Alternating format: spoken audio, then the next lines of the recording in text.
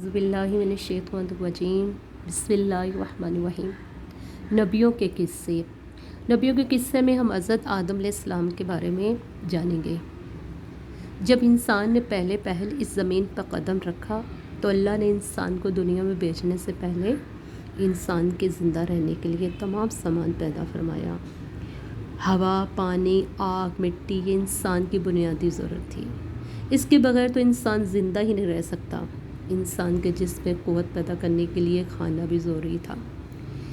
اس کے لیے اللہ نے پھل، پھول، میوے، پودے، ہرے بھرے درخت پیدا کیے۔ اس کے علاوہ سر اٹھائے بلند و بالا پہاڑ، رواں دواں گنگناتے چشمے، پل کھاتے دریا، سمندر، چاند، سورج، ستارے، غرض کی ہر وہ چیز جو انسان کی زندہ رہنے کے لیے ضروری تھی پیدا کی۔ ان سب چیزوں کے علاوہ انسان کے آرام اور سہولت کے لیے اور چیزیں بھی ضرورت تھی، وہ بھی پیدا فرمائی۔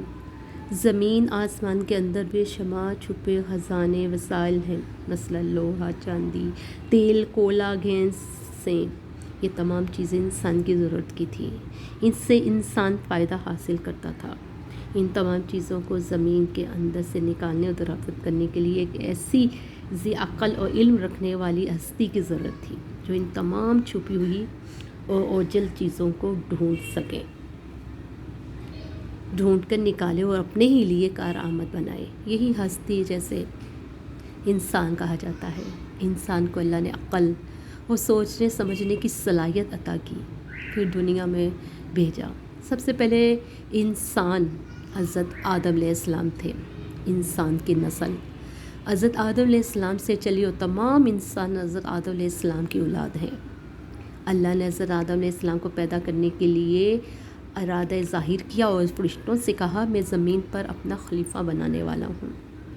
اس پر فرشتوں نے عرض کیا، وہ کہا، کیا آپ زمین پر انسان کو پیدا کرنے والے ہیں؟ انسان تو زمین پر فساد برپا کرے گا اور خون بہائے گا۔ ہم تو تیری پاکی بیان کرتے ہیں اور تیرا شکر بجا لاتے ہیں، کیا ہم عبادت کے لیے کافی نہیں ہیں؟ اللہ نے فرمایا، جو میں چاہتا ہوں وہ تم نہیں جانتے۔ اللہ نے فرمایا، جو میں جانتا ہوں وہ تم نہیں جانتے۔ پھر اللہ نے خود اپنے ہاتھوں سے آدم علیہ السلام کا پتلا بنایا، پھر اسے سنوارا اور اسے مناسب شکل دی۔ اس کے جسم کا ہر حصہ خوبصورتی کے ساتھ بنایا۔ پھر اس مٹی کے پتلے میں اللہ نے اپنی روح پھونکی۔ پھر اللہ نے فرشتوں سے پوچھا کہ چیزوں کے نام بتاؤ، اگر تم سچے ہو۔ فرشتوں نے جواب دیا، ہم نہیں جانتے، سب سے زیادہ تو آپ جاننے والے ہیں۔ ہمیں تو بس اتنا ہی علم ہے جو آپ نے ہم کو سکھایا ہے۔ آپ بڑے علم و برکت والے ہیں۔ اللہ نے آدم علیہ السلام سے کہا، اے آدم، ان فرشتوں کے ان چیزوں کے نام بتاؤ۔ اللہ نے آدم کو تمام چیزوں کے نام بتا دیے۔ تو آدم علیہ السلام کے علم میں تمام باتیں آ گئیں۔ آدم علیہ السلام ان چیزوں کے نام بتا دیں تو اللہ نے فرشتوں سے کہا، کیا میں تم سے نہ کہتا تھا کہ میں آسمانوں اور زمینوں کے اندر کی سب پوشیدہ باتوں کو جانتا ہوں، اور جو تم ظاہر کرتے ہو چھپاتے ہو سب کا علم رکھتا ہوں۔ اللہ تعالیٰ نے فرشتوں سے کہا، آدم کو سجدہ کرو۔ تمام فرشتوں نے آدم کو سجدہ کیا، لیکن ابلیس نے سجدہ کرنے سے انکار کر دیا۔ وہ غرور کرنے والوں میں سے تھا۔ تجھے کس چیز نے سجدہ کرنے سے روکا جبکہ میں نے تجھے حکم دیا تھا؟ اللہ نے پوچھا۔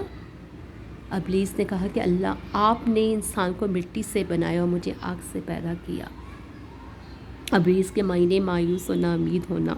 اسی لیے کہا گیا کہ جو شخص اللہ سے نا امید ہوتا ہے وہ ابلیس کے تابع ہوتا ہے، اور جو لوگ ابلیس اور شیطان کے بیگارے میں آ جاتے ہیں وہ پشت ہمت ہوتے ہیں۔ جو فرائض ان کے ذمہ ہوتے ہیں وہ انہیں ادا نہیں کرتے اور ذلیل و خوار ہوتے ہیں۔ جب ابلیس نے سجدہ کرنے سے انکار کیا تو اللہ نے فرمایا، تو آسمان سے اتر، تو نے تکبر کیا اور تو ذلیل و خوار ہوا۔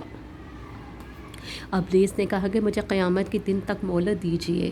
اس پہ اللہ تعالیٰ نے فرمایا، تجھے مہلت دی گئی ہے۔ ابلیس نے کہا، میں تیرے بندوں کو گمراہ کروں گا اور ہر طرف سے ان کو گھیرے میں رکھوں گا، وہ تیرا شکر بھی نہیں کریں گے۔ اللہ تعالیٰ نے حضرت آدم علیہ السلام کو حکم دیا، اے آدم، تم اور تمہاری بیوی بہشت میں رہو، اور جو کچھ کھانا ہے کھاؤ، اور خاص درخت کی طرف اشارہ کرتے ہوئے کہا کہ اس درخت کی طرف نہ جانا ورنہ تم ظالم قرار دیے جاؤ گے۔ چنانچہ حضرت آدم علیہ السلام اور حضرت بی بی حوا علیہ السلام آرام سے رہنے لگے، تو شیطان نے دونوں کے دلوں میں وسوسہ ڈالا کہ تمہارے رب نے تم دونوں کو اس درخت کے قریب جانے سے اس لیے منع فرمایا کہ کہیں ایسا نہ ہو کہ تم ہمیشہ ہمیشہ کے لیے زندہ رہنے لگو۔ میں تمہارا خیر خواہ ہوں اور تم دونوں کی بھلائی چاہتا ہوں۔ شیطان کے فریب میں آ کر حضرت آدم علیہ السلام حوا نے درخت کا تو چکوا پھل کھا لیا، تو دونوں بیشتی لباس سے محروم ہو گئے۔ ان کے جسم میں بیشت کا لباس اتر گیا، دونوں اپنے اوپر جنت کے پتے جوڑ جوڑ کے رکھنے لگے۔ ان کے رب نے ان کو پکارا اور کہا، کیا میں نے تم دونوں کو اس درخت کے قریب جانے سے منع نہیں کیا تھا؟ تو یہ نہ کہا تھا کہ شیطان تمہارا دشمن ہے۔ حضرت آدم علیہ السلام و حوا علیہ السلام دونوں سے غلطی ہوئی، انہوں نے اللہ کا حکم نہیں مانا اور اس غلطی پر دونوں کو سخت ندامت ہوئی۔ آدم علیہ السلام نے اللہ سے معافی طلب کی اور دعا کی، اے میرے رب، ہم نے اپنے نفس پر ظلم کیا، اگر آپ ہم پر رحم نہ کریں اور ہماری معافرت نہ کریں تو ہم نقصان اٹھانے والوں میں ہوں گے۔ آدم علیہ السلام و حوا علیہ السلام کو زمین پر اتارا گیا اور کہا کہ تم ایک دوسرے کے دشمن رہو گے اور ایک خاص وقت تک تم دونوں کو زمین پر رہنا ہے۔ میری طرف سے کوئی ہدایت آئے تو جو شخص اس ہدایت کو مانے گا نہ انہیں کسی بات کا اندیشہ ہوگا، نہ کوئی غم جو میری نصیحت سے منہ موڑے گا۔ اس لیے دنیا میں زندگی تنگ ہوگی اور قیامت کے روز کو اندھا اٹھائے جائیں گے۔